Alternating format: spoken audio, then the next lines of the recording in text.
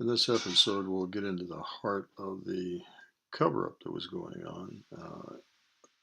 I call it a collusion between the Condon Committee and the Air Force at the time of the Echo and Oscar flight shutdowns. A photograph of Dr. Edward Condon, who was awarded a contract for study of UFOs by the Air Force in 1966. It was a so-called scientific investigation.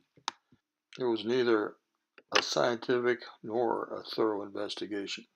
The Air Force study awarded the University of Colorado was supposed to be a cooperative effort and full cooperation from the Air Force. In fact, it was not.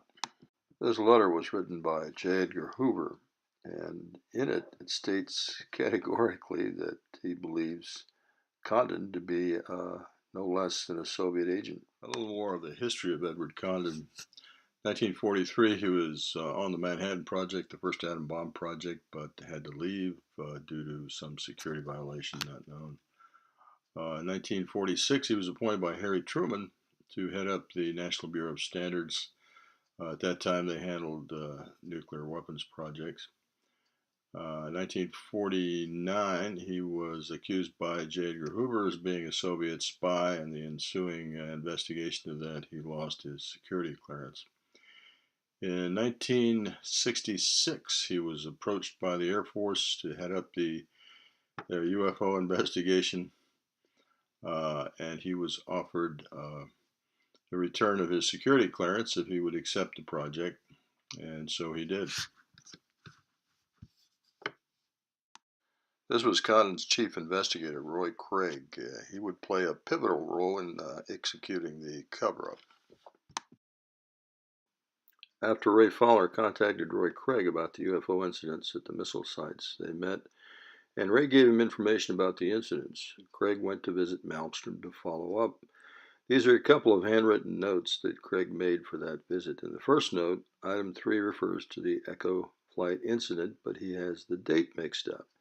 He has the Echo flight shut down on the 24th, but it was on the 16th. The Oscar flight incident was the 24th.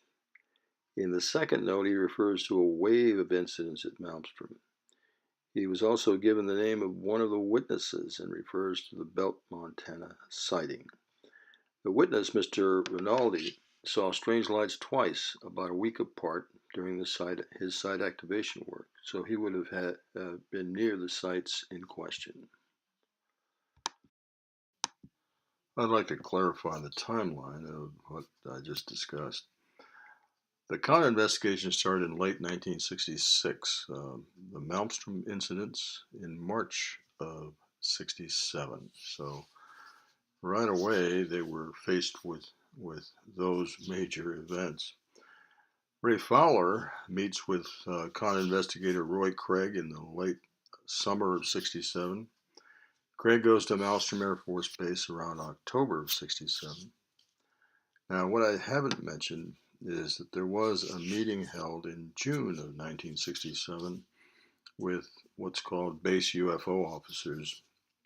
These were officers identified at various bases across the country that the Air Force agreed to make available to help the Condon investigators.